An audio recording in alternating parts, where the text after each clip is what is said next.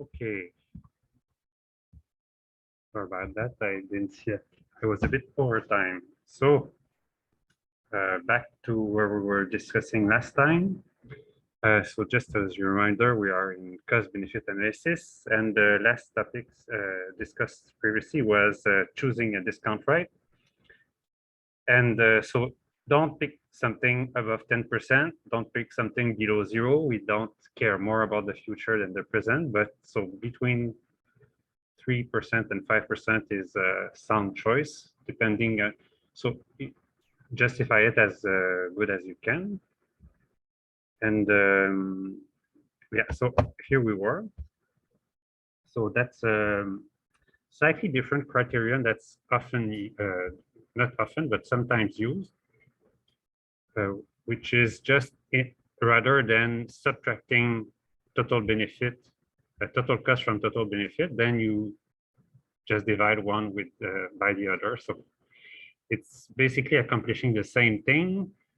Just you might sometimes find slightly different results, but quite often you are going. If a project is very good, then you should always find a positive result, no matter what measure you use. If something is very bad, same thing. It might just be in the middle that this alternative way of computing the net benefit of a project might give you some different result. So here, in a nutshell, what you do is instead of computing total benefit minus total cost, you compute total benefit divided by total cost. And of course, if benefits are higher than cost, then you find something that's above 1 and you're happy with your project.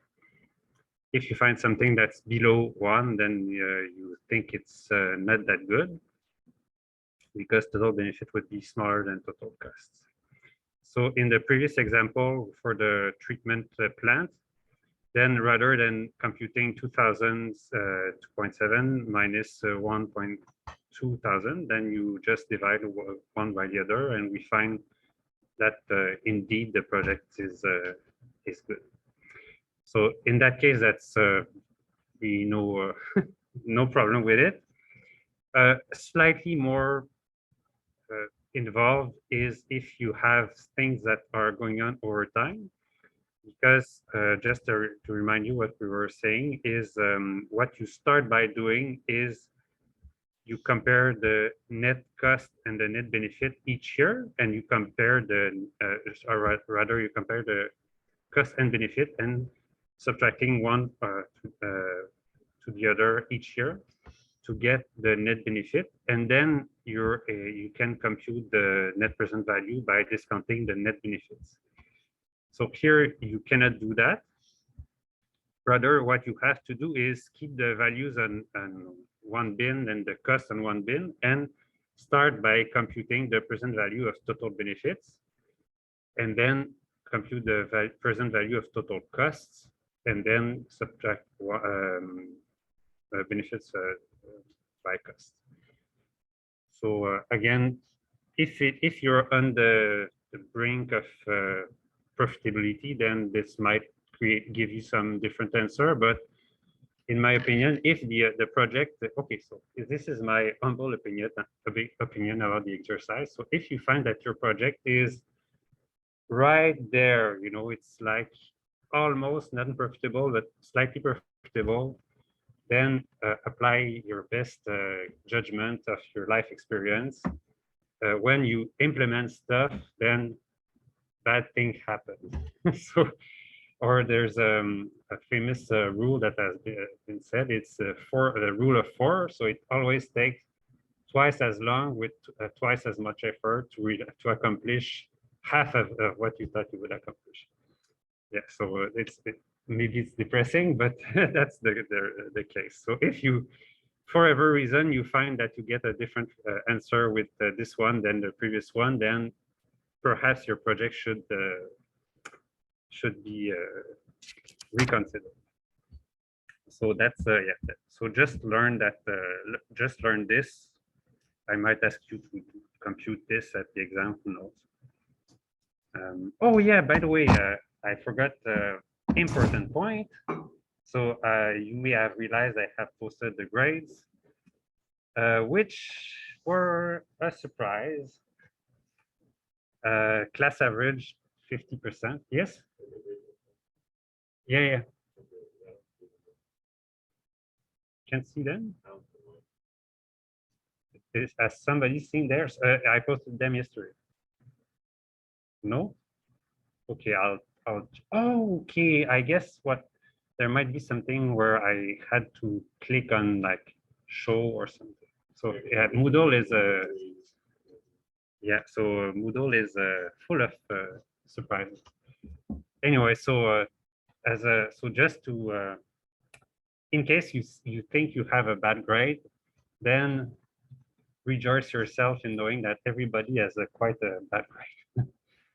So I was surprised because last year I didn't do any exercise in class, and still the average was like I think 60 or something percent. So average of 50% is a bit of a not great. Maybe it was a bit difficult, but in my opinion, not that much. That's the thing. In my humble opinion, it's not that I look at it and think, oh yeah, that was too hard. So I think it was feasible in the time you had. And so I'm not going to change anything for now. So you have to live with your bad grade. But so if things don't improve for the final, so I'm going to obviously not fail everybody. So I'm going to look at a way to adjust. But so please work a bit more next time. Maybe there's something else, is the fact that it looks deviously simple, but then when you do it, yeah, you might not be used to doing all these small mathematical operations. And when you get to the final, this is my dream. Hopefully, you're going to be a bit better at it and have better results. Obviously, I'm going to try and make it not more difficult, so maybe a bit easier. So I think one of the questions that was especially not well received was the last one, which was just the 10 firms. And so 10 identical firms, you just multiply stuff by 10. That proved to be too challenging for most people. Anyway, so if you have questions, email me. If I get too many emails, I'm going to go over it again and go over the answers and can discuss it. So no, it's still not there. Yeah, okay. So I'll see what's up with the grades. Okay, so yeah, on this sad note, let's try and continue what we were discussing. Okay, so this essentially was the framework for cost-benefit analysis up to now. Now we're going to discuss more precisely costs and benefits. So these were separate chapters that I just merged into. So first of all, what are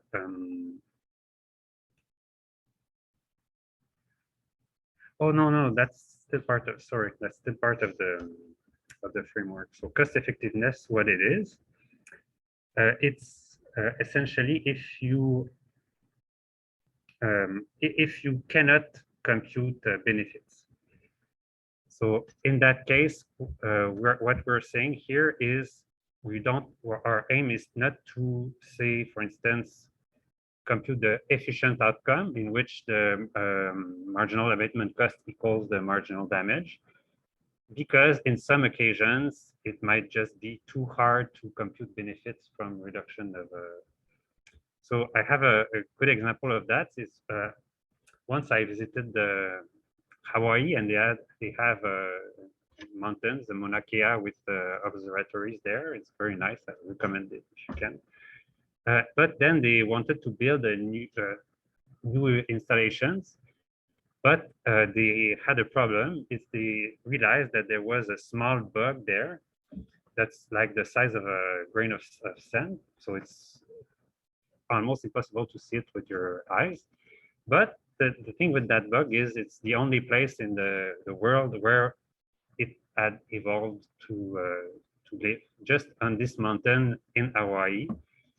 And the policy of the United States is, so we preserve species that are very unique in some special area. So then they were asking themselves, should we build a road or not? What should we do about it? Well, good luck if you want to estimate what the benefit is of preserving that bug there. There's no big ecosystem or anything that you can really say, oh yeah, if that bug disappears, then it's going to be a catastrophe. But I understand the willingness to just not destroy some species if you can avoid it. But so it's just at some point you just have to say, well, politically we have decided that we keep species, and that's the way it is. So we're just going to abide by our policy. So in that case, we're just it's really just too difficult to say what the benefit of this insect is. So but we can still discuss the project. Why? Well, it still implies some cost to preserving that insect. And so we can still try and preserve that insect in the most efficient way possible, or the most effective way possible. So that's cost effectiveness. So whatever the level of emission or the level of damage you decide you're willing to get, then there is, if you have alternative way of achieving this, that achieves the same goal, then some might be extremely costly, some might be cheap. So in that case, economists can definitely say, yeah, this is costly, you shouldn't do that. This is cheap, you should do it. Yeah. So and by the way, in your own work, if there is some topic in which you really say, well, this is interesting and it looks like we would like to do this, but on the benefit side, sorry, I have no clue, but I have nice data, nice things to discuss on the cost side. By all means. So tell it in the introduction, I'm going to do a cost effectiveness analysis. I'm going to say, compare two ways of achieving the same thing. So yeah, and in many instances, it can be, in many instances, this is actually what we end up doing. We know that we want to do something, but so for instance, you have a town and you know you want to filter, to get the water to residents. So then, okay, well, let's look at the menu of options. Oh, I could build a desalination plant. I could have wells. I could have different ways. So there are different technologies you can implement, and each of them may give you different costs, maybe more adapted, less adapted to the context. So yeah, economists definitely can say stuff about this. So that's cost effectiveness analysis. So it's not a real cost benefit analysis, but it's perfectly, if you want to do that, it would be perfectly good. As long as you fill your 5 to 10 pages with interesting economic analysis, I'm done to it. Yes, so basically that's what I've been saying. So so it can be thought of one half of a benefit cost analysis, and it's especially good if you know what the objective is and the quantity you want to achieve. But there are different ways of getting there. So then you can say, oh, this will create jobs.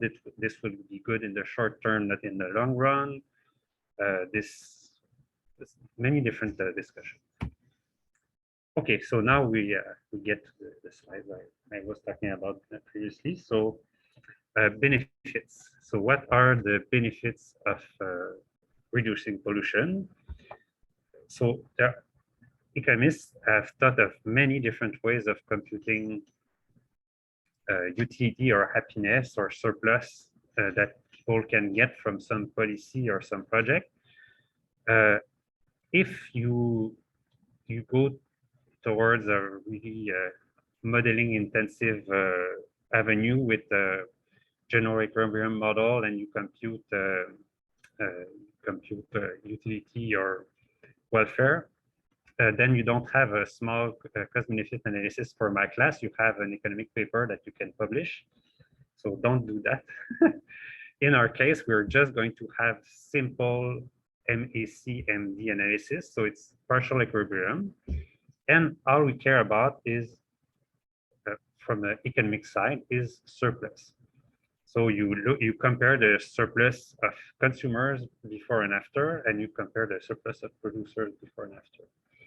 And of course, what's going to happen is, say you have some activity that generates pollution, then on the one hand, if you address this, then it's going to cost something for the market that was generating the externality. But so it's going to reduce their surplus.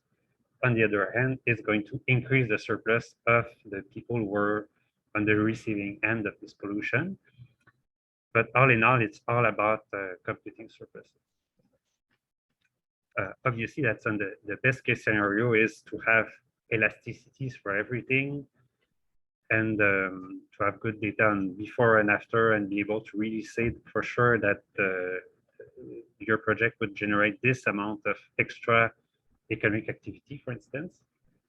In all actuality, we do our best, of course. But so in principle, this is how you would do it. Yeah, so the marginal damage would be essentially the way you would compute benefits. So the marginal damage is this utility that's being imposed on some economic agents.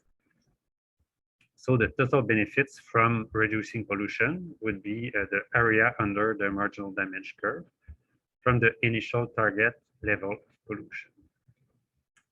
So you would say these are the damage foregone, so the damage that are avoided by reducing pollution or improving the environmental quality. And so essentially what you would say is, so in economics term, you would compute this surplus with the same way that you always do, is the marginal willingness to pay or the total willingness to pay. So if you were able to ask everybody who's getting polluted on, so please tell me how much would you be willing to pay if I reduced your I don't know, ozone level in your neighborhood from 10 to 9. Oh, I will be willing to pay this much. Okay, 9 to 8. Oh, that much. And then you would be able to build these sort of demand curves for emission reduction, or these marginal damage curves, which would be essentially willingness to pay. Of course, it's difficult to do this in practice, but that would be the goal. So, for instance, there was society's willingness to pay for cost to exhaust system on cars and trucks. So they are willing to pay because they get benefits from cleaner air.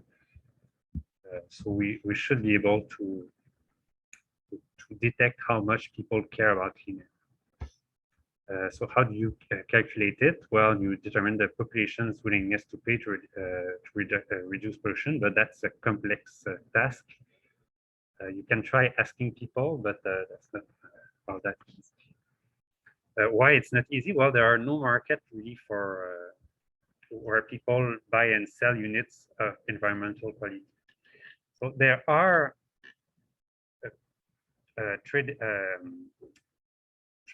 tradable emission permits, but that's not the same as, so yeah. So for instance, in Europe for CO2 emissions, we're going to see this at the end of the class, but that's not people expressing their willingness to get better environment. That's us saying there's not going to be more than that much emission, and then you can trade. So it's a market that just reveals people's cost of reduction, not people's willingness to have a better environment. So we don't have markets on this. We have to make it ourselves, evaluate it as best we can.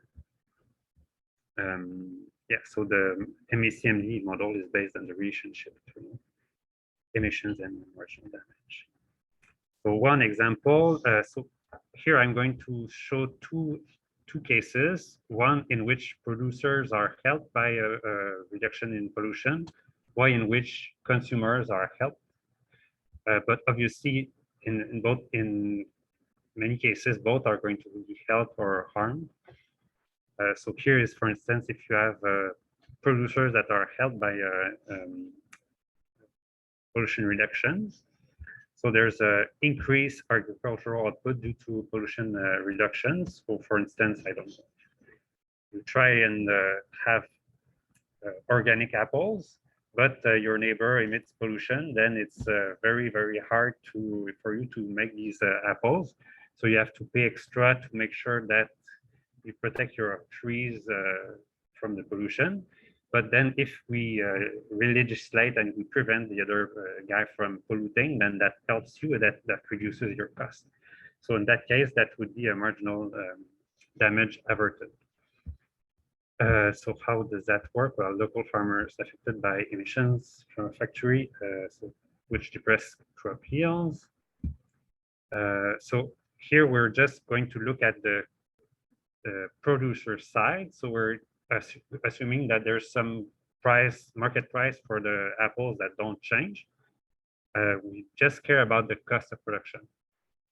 Obviously, if you make apple production better everywhere, it's going to affect the price. But here we just think it's a small region where there's a small problem there, but it doesn't affect the price of apples in the country. And then we would have S1, which would be the supply one, marginal cost one, for before improvement, and marginal cost two is after the improvement, and then the price will be. So let me show you what this looks like. So here, as I said, the price doesn't change by the policy. The only thing that changes is the marginal cost of producing the apple. So before you have a high marginal cost, and after you have a lower marginal cost. But you can see that the producers also will, so they always do the same thing. So they choose the production in which marginal cost equals price, which is the marginal revenue. Here it's just perfect competition. We don't have market power or anything. So can somebody tell me how I would compute the total benefit or the total damage foregone in this case? What it would be? There is an answer.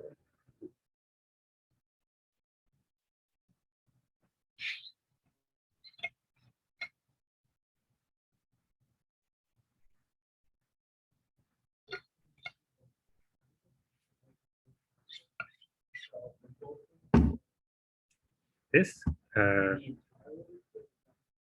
yeah, close but not quite.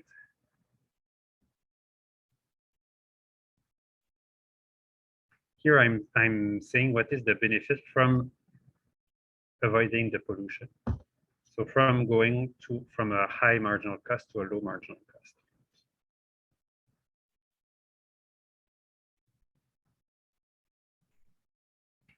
People at home, are you sleeping or do you have suggestions?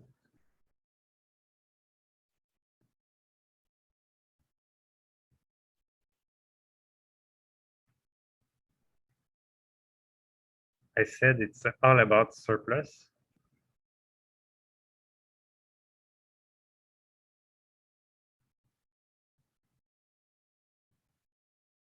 Yeah.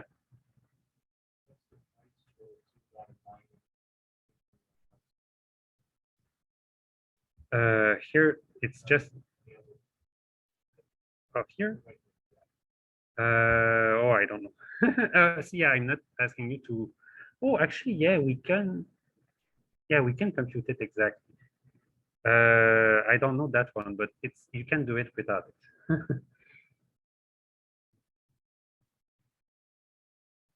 But we're close to your answer. So your answer is, what is this? This is the producer surplus with S2 or marginal cost 2.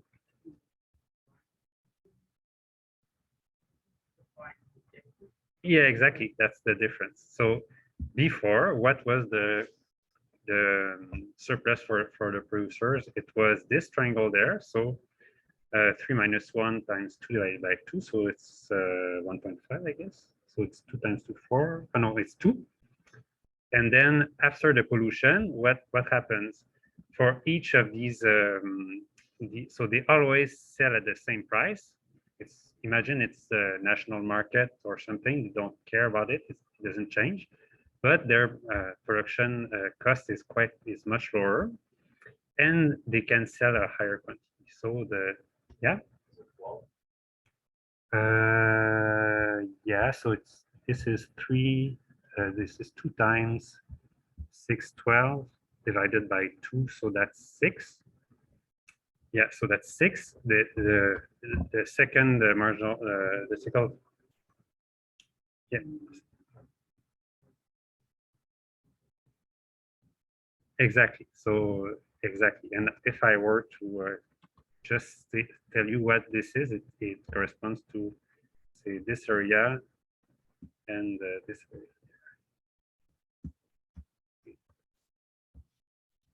Is yeah, damage for them.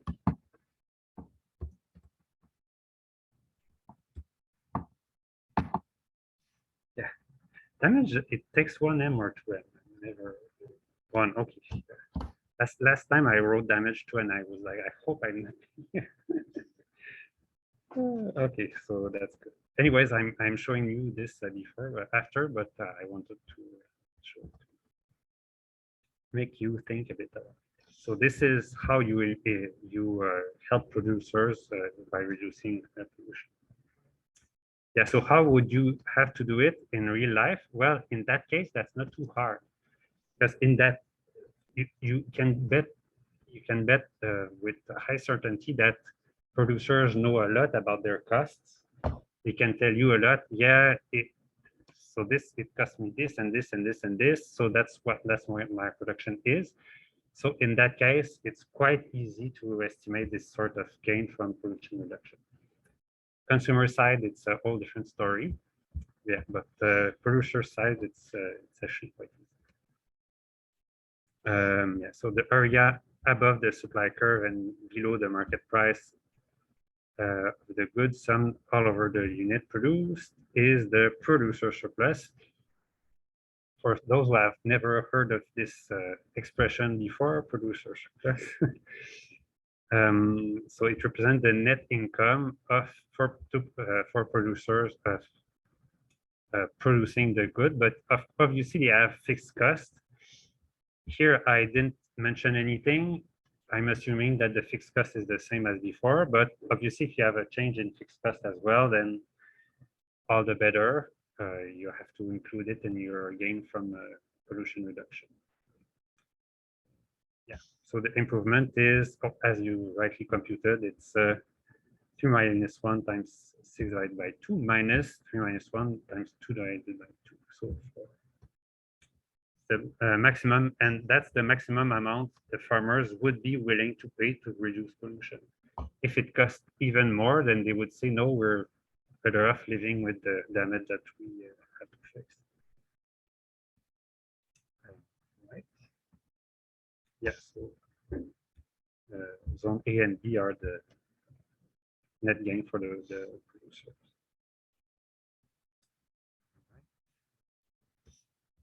So that's a different story. So consumers.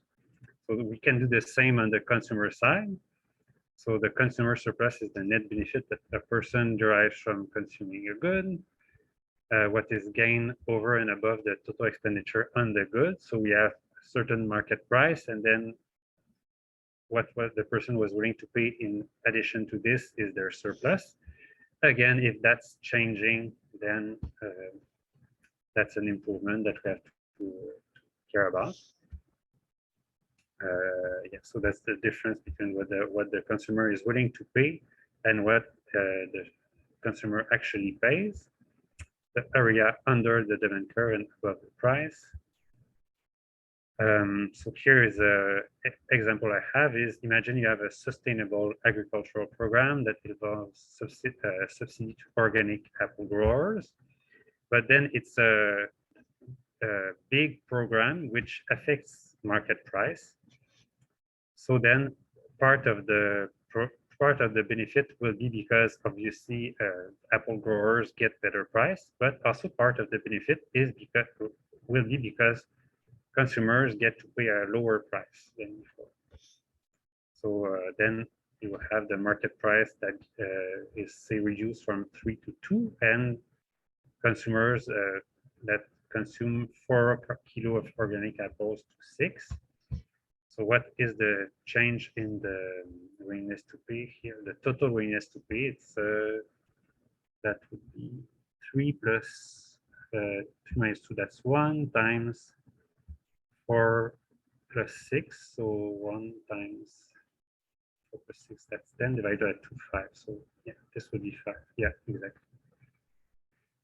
So that would be a very simple example, but in many instances, it's not something that's traded in markets. And in that case, but in that we would still have to do the same sort of exercise.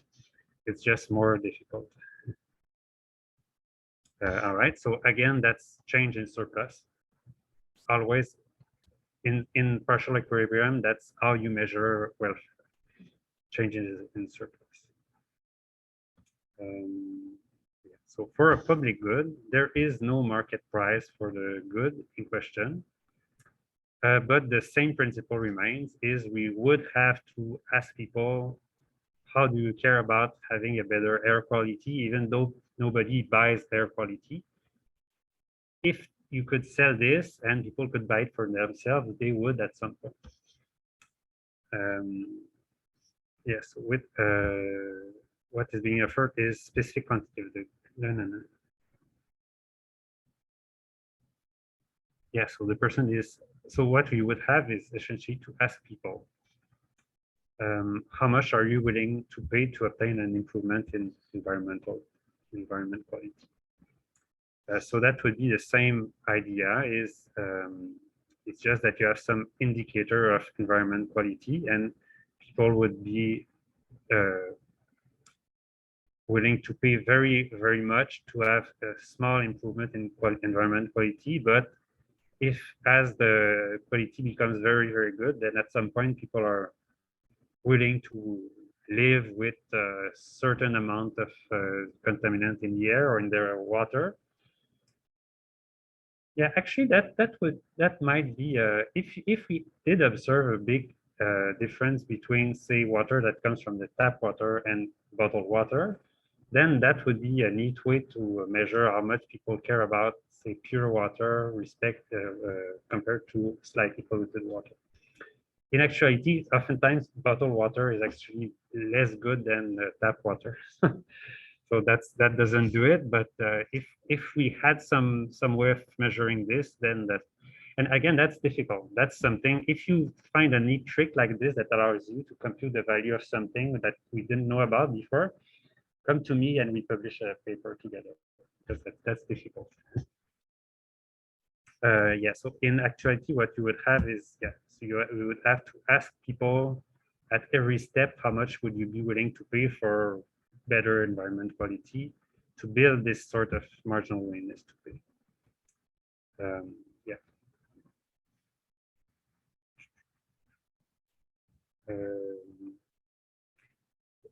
A different sort of measure is not the willingness to pay to get improvement, but oftentimes is the willingness to accept a deterioration of things that are good right now. So recently there was, I think, Bayer that asked the Canadian government to please allow them to have more pesticide in Canadian fruit. So maybe we should allow them to do that. Maybe not. Probably not, in my opinion, but that's just my own opinion.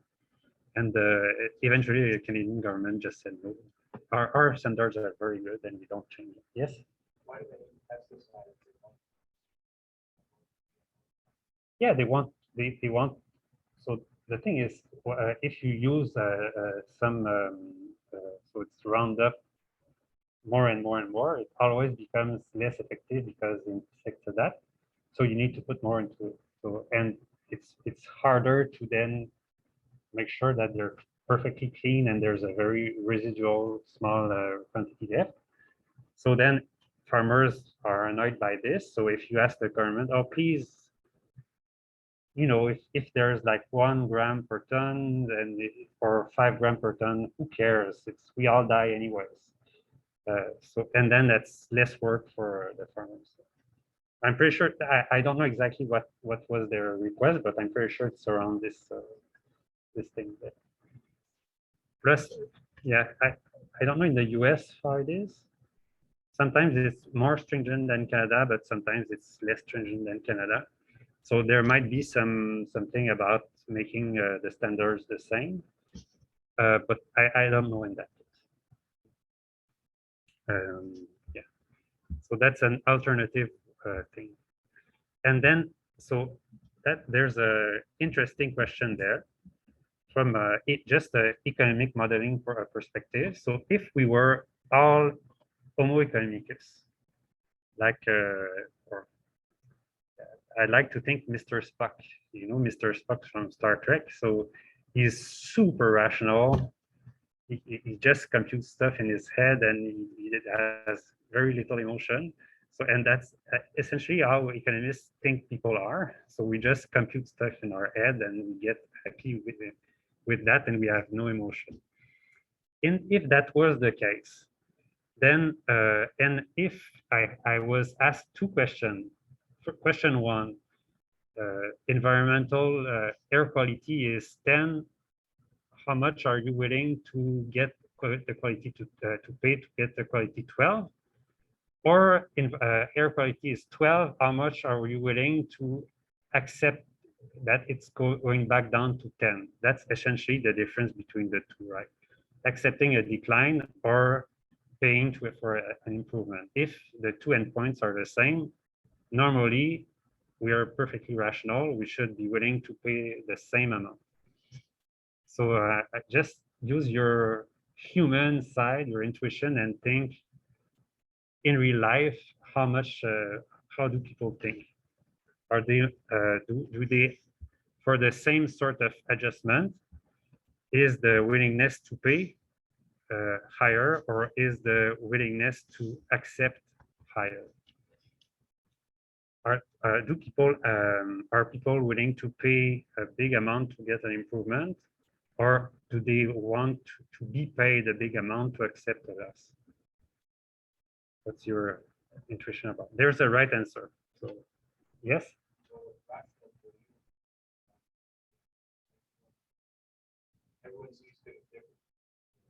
Yes, but I'm saying, yeah, I'm saying it's for me. If I was put in two things, I'm telling you, if I'm Homo economicus, I should give the same answer. But if they frame it differently, then I might give a different answer. So do you have some intuition about this?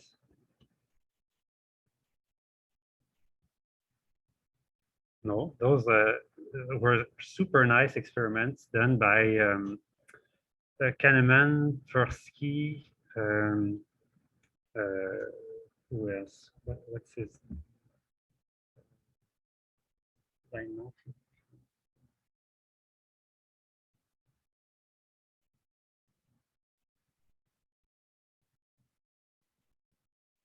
Oh yeah, Richard Taylor. So yeah, Kahneman has won the Nobel Prize in Economics. Richard Taylor has won the Nobel Prize in Economics. So yeah, groundbreaking work they did. And so one of their paper is the endowment effect. So their experiment was the following. So they invite some people in the lab, but it's always grad students eventually that do these experiments. And they ask them to perform some task, but it's not the real experiment. The real experiment is at the end. So they randomize, and for half of them, they say, oh, did you enjoy the experience of working with us on our experiment? If you want, we can sell you a coffee mug with the name of the lab or something. How much are you willing to pay us to buy it? And people would say, yeah, maybe I'm willing to pay $2 or $3 or $5 to buy it. And then to the other group, they said the same thing. Oh, thank you for having this experiment with us. Here's a coffee mug.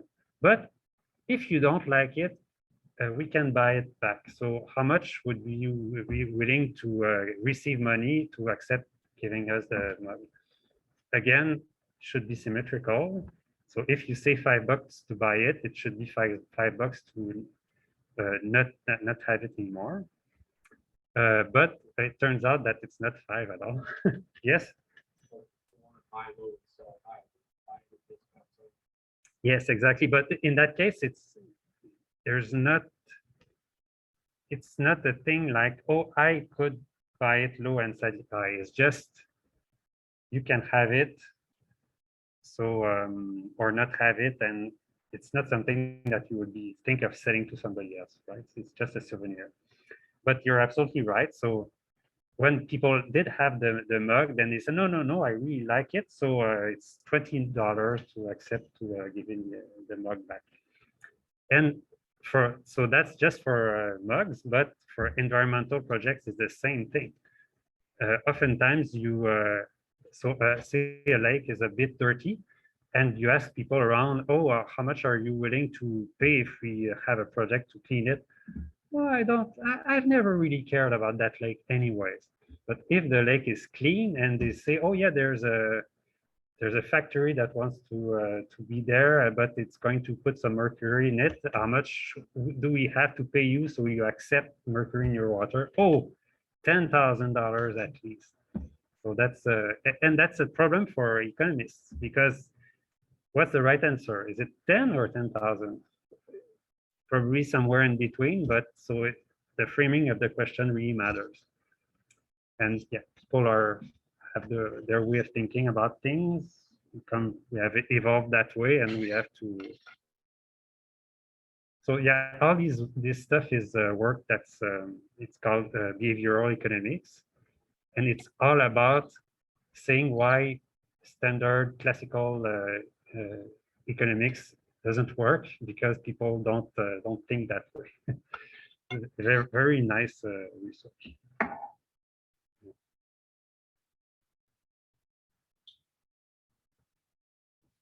All right.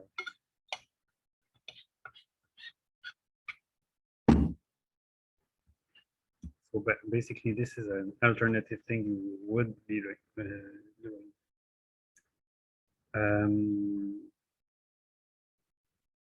Yeah, so there are other things too, of course. So a mug doesn't cost a lot, but in real life, of course, if you think you may be paid $10,000, you're happy. If you think of the prospect of paying a lot of money, then you think about your personal finance. So there's a bunch of other things that make things even more complicated. So that's why in real life, they're also different. So person's willingness to accept is not constrained by their income. So they can say whatever number they want. But then they may say, oh, yeah, if you ask me how much I'm willing to pay, then I'm really going to have to pay it after. Then I'm going to think twice about it. And yeah, so people value losses much more than gain. There might also be strategic thing going on. So you may think, oh, if I'm going to be the one who has to pay for it, then I don't want to pay for it. But if I know it's somebody else who pays for it, then in that case, maybe I would say it's higher than otherwise.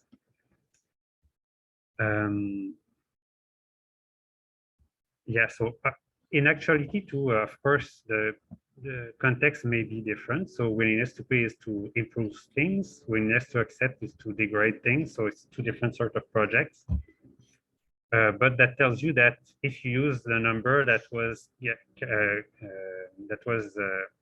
computed with WTP for WTA, then it might not be an exact representation of the WTA you would get in this case. All right, so that was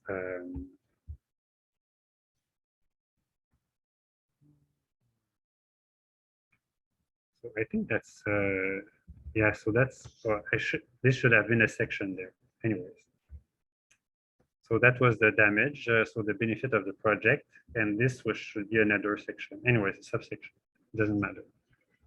So the cost of implementing the project is the other side. So the costs are generated by all types of firm, industries, agencies. Each group incurs specific costs. So if you have a project, then you have to think of everybody is going to be affected by it.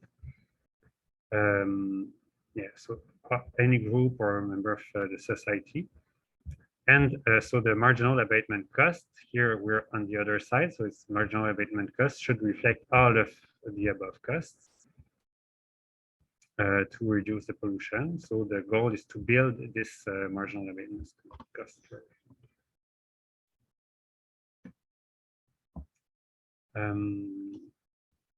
Yeah, so one example is greenhouse gases. So this, I wanted to show you a bit more why life is complicated. So I told you what's the value of 1 ton of CO2 emitted. Well, so Biden administration says it's $51 US. In Europe, it varies between say 10 euros and maybe 60 euros. It depends on the value of their market for trading rights. Donald Trump said it's 1. So how do we actually in actuality compute what is the benefit of reducing 1 ton of CO2? Well, so the question that you have to ask is how much warming in total is expected to occur because of this ton of CO2 that you emit, given this expected warming. So here warming, I'm saying all of the consequences of climate change, of course. So given this expected warming, how much extra ton of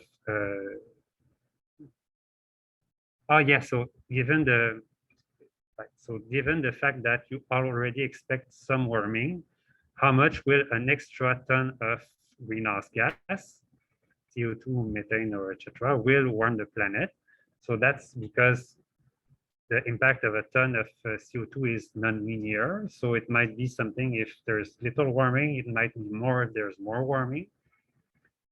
And then how is this extra warming going to affect the economy and the planet? So it's going to create things like sea level rise in coastal region, extreme weather events, changes in agriculture efficiency. So all of these questions are things that are answered by scientists and are not easy to answer. Additional considerations, of course, is how far in the future do you expect the damage of your ton of CO2 to be? How permanent will the effects be? What coping technology will be available for future generations? So if you imagine that in the future they have the same technology as ourselves, then yes, it's going to be quite painful. But if they have cities in the sky and they don't even care about their coastal line anymore, then that's a whole different story. It's difficult, but we have to imagine as best as we can how things are going to be in the future. Of course, the rich will be impacted in a different way than the poor nations. And then the killer question, what discount rate should you use? If you use 5%, you don't really care. If you use 0%, you care a lot. So if you want to tell the government to not do anything, use 5%. If that's what they're asking you to compute, then just say, oh, I use 5% and it's all good. We have to make no effort whatsoever. But if you want to convince the government that you should do something about climate change, then use a smaller discount rate, so closer to 0. Yes, so all right, so how much do we expect warming to be? So here we are more or less. So this is warming compared to pre-industrial level. So we are essentially around here. So we have already 1 degrees more Celsius. And then under different scenarios, we could get at the end of the century to anywhere between a bit less or a bit more, but not too much, the best case scenario, and the worst case scenario is close to 5. And here it's our bets are off as to what is going to happen. So yeah, these are the last IPCC, so 2021. So there was a report a few weeks ago, but this is from a previous report. Okay, and then what damage is caused by warming? You have to ask yourself what's the damage are you think that you're thinking about. So oftentimes what you think about is extreme climate events. And for this, we have this very, very new science, which is extreme event attribution. This was started by, actually, I think it was a scientist or a lawyer, I'm not too sure. But essentially someone who said, okay, I just had a big catastrophe in my region there. So can I sue the big oil corporation? And can I say, oh, it's your fault. This flooding was caused by you, or this hurricane was caused by you. Who knows? You need a model to know that. And so this science just emerged. And the way they do it is they say, well, let's model the atmosphere and have some sort of distribution of, so imagine this, we think about, for instance, event magnitude might be, for instance, temperature. So normally temperatures are about this much, say 25 in the summer, but then sometimes they can be 30, 35, 40, but that's super rare. And then you have to imagine, okay, if we inject more CO2 in the atmosphere, how much will this distribution change? And then, so the event attribution is how often is this extreme event, say temperatures higher than 35, going to happen with climate change caused by human or without it. So here that would be, so for instance, with climate change, it would be a probability of 1/5. Without it, 1/60. So how much, what's the odds ratio? You just divide one by the other and you see that. So you get 60 divided by 5. So you get 12 times more likely that you will have some extreme event. What's difficult about this? Well, it's difficult because modeling what's happening in this region is quite easy because we have good data about it. But modeling what's happening here is just very hard because we have, by definition, it's an extreme event that almost never happens. So sometimes if you have a model, so you need a model and you sort of look at what will happen, and then you ask yourself, how often is this extreme event going to happen? Your model tells you never. And so you have to figure out, well, it did happen. So we did have like huge floods in Europe.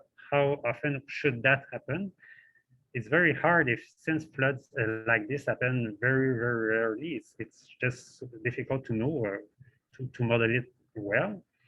So there's a lot of data fudging going on there. So that tells you how difficult it is. But still, we have to somehow be able to do this sort of exercise if we want to know what the effect of climate change is going to be in terms of extreme events. Yeah, so then next step is, with all the extreme events, all the impacts on agriculture and the rest, how will warming affect economic activity or welfare in general? So this is an old paper, but still it's a neat exercise into what you should try to be doing.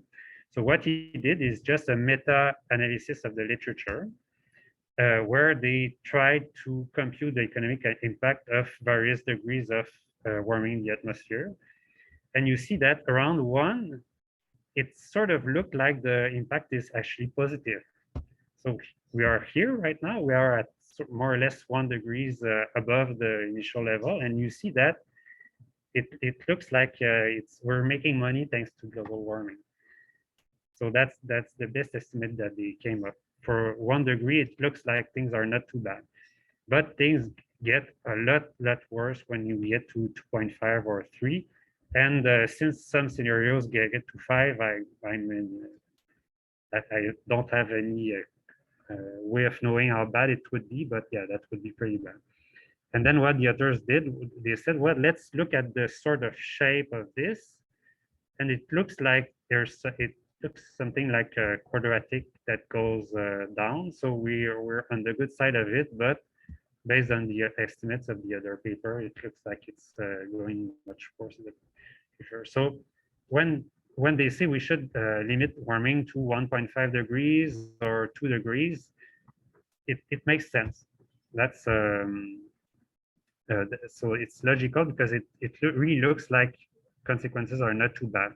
But if we get to 2.53, then yes, bad consequences are starting to happen. So that's old paper, but I'm sure that more recent numbers would say something similar. Problem of coordination and heterogeneous impact. So Canada is like one of the best places to be if you have global warming. So the impact of climate change is very low. So if you do a paper on greenhouse emission and you just include Canada, then I'm telling you the gain from reducing CO2 emission is 0, because in Canada we have things are you might get some extreme temperature sometimes, but it's nothing as bad as it would happen near the equator. So that's it's hard to convince countries that are not going to be impacted, like Europe or Canada, to do their fair share, and yet, so we have to do that. That's the coordination problem. Right. One way in which we can see that right now we already have impacts. So the last IPCC that was published, I think, last week, already detailed ways in which global warming already affects human life. Insurance is a very neat thing. Why? Because insurers, they have to pay for stuff. So they are close to their money, and they really don't want to have to pay too often. Or if they think that they're going to have to pay because say houses in Florida are always going to be flooded, then they're pretty sure they're going to increase the charge of insurance in Florida to make up for the increased claims. And what do we see? Well, that's from Munich Re. That's an organization that tracks insurance markets around the world. Let me zoom in a bit. So here what they show is the number of events where they have losses from 1980 to 2016. And so what's neat is we have some sort of control. Why? Because that's something, geophysical events, that shouldn't be affected by climate change. And if you look at it, yes, it looks like the claims are quite stable, not increasing. So it looks like it's not, there's no real change in insurance markets. But if you look at meteorological events, hydrological events, climatologic events, then all of these are increasing quite a lot. I would say the biggest increase is the blue one that starts quite small, and here it's quite large. So floods. Yeah. So we already have a way to compute the costs. And I've said that Canada is not being affected all that much. Still, it's being affected already today a bit. So these are again the insurance claims in Canada due to climate-related events. So there's a quite a noticeable increase. Yes, that's from a paper I found on Canada specifically. All right, and this is the total costs from them. So you can see still that the green region is non-negligible costs associated with flooding.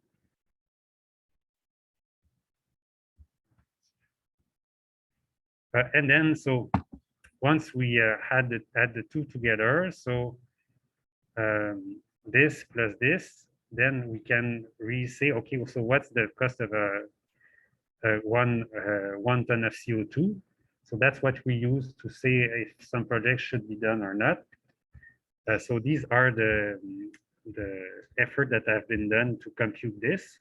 So again, that's the same author, that's all the data, but the message should be similar.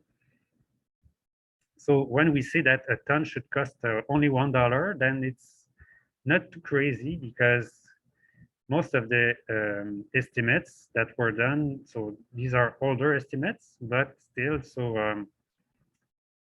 yeah, a lot of them are close to zeros. It's not easy to compute a large cost, but yes. So more recently, they have come up with bigger cost or larger cost for a ton of CO2. Even sometimes they find negative cost. So they say, yeah, pollute pollute as much as you want. It's actually good for the environment. Yeah, so I don't know what it is, but you see how difficult the exercise is.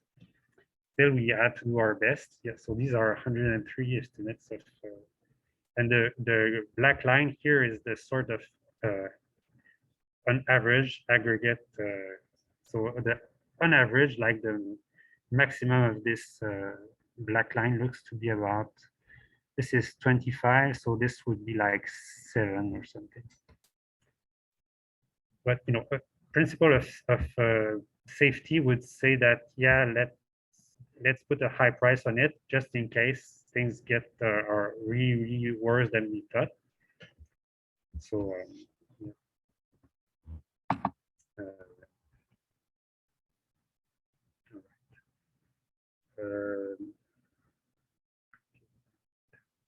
Okay, so let me actually that now that I look at this, it looks like, yeah, these things I should have, this slide and that slide I should have put it after that. Here they are. Okay, computing tests. So that was my section. Okay, so type of costs. So most of them are economic costs, obviously, but sometimes you can still have environmental protection, environmental costs from protection programs that you have to think about too. So sometimes, say, if you have ecosystems and you try to preserve one species, it has impacts on some other species. So think about that. Sometimes you have no cost that have zero, so that's zero social cost. In that case, we call them nudges. So this again comes from the behavioral economics literature, which shows that it's possible to affect people's attitudes with minimal impact. So one example of this would be yeah, electricity consumption. Yeah, so heading.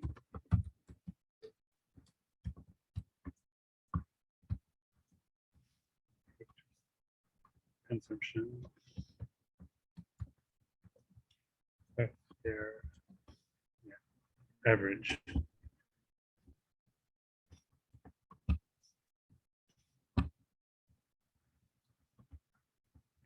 Their neighbors.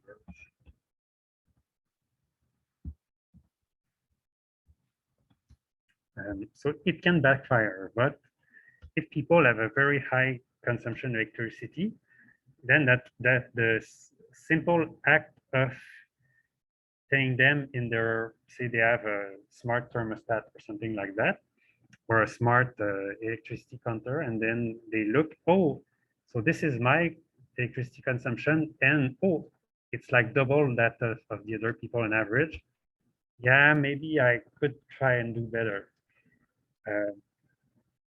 On the other hand, So I had a student last semester was in psychology, and he said, yeah, but that can backfire because sometimes people may make big effort to reduce their electricity, and then you tell them, oh, by the way, your neighbor don't care at all. Well, okay, well, if they don't care at all, why should I make so much effort to take a shower that just takes 5 minutes? I'm just going to indulge in spending more on electricity. But if you can, if you're able somehow to make people more on their own, be more responsible with their electricity usage without giving them anything, then that's sort of a nudge, which is a positive thing that you can do. Until 2:30, right? Yeah, so I don't know why they. um, um,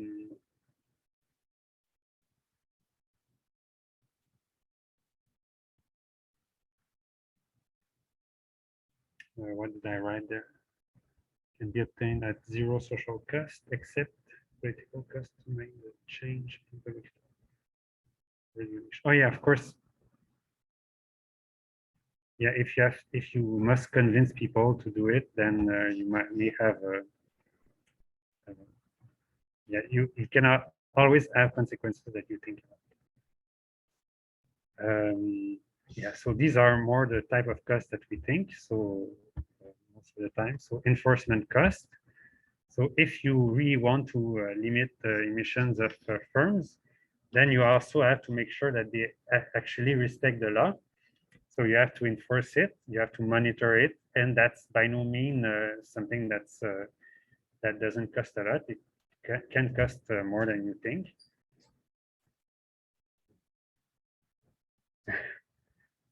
Is that exceptional for today? Or? Yeah. So enforcement cost is yeah, non-negligible.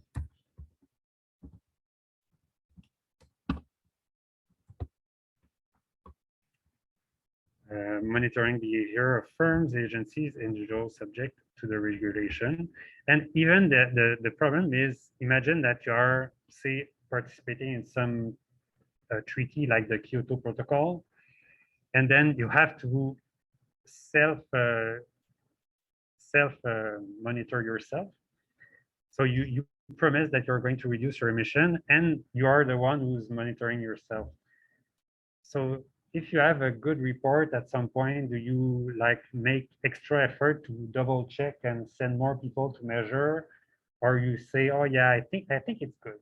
So it's you have incentive to not double check. So at some point, if you have the best monitoring is done by third parties that are not and that are not corrupt, basically. Also, something that we have discussed at yeah, a few classes ago is some costs are actually very low or even maybe negative because that's thing that save you money. So for instance, cost saving in winter. So if you keep the heat low in your house, you seal well the windows and you keep outside doors and windows closed, that's just or if you're a store, for instance, and you make extra effort, then it's good for the environment because you reduce emissions, but it's also good because you just save money yourselves. So again, that's sort of a nudge, just telling people, by the way, do that, you're going to save money and that's good for the environment. So again, that's a no-brainer. With or without principle.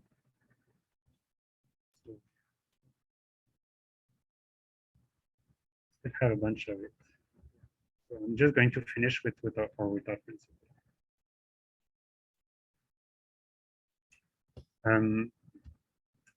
So that's an additional way in which damage or cost may be difficult to assess.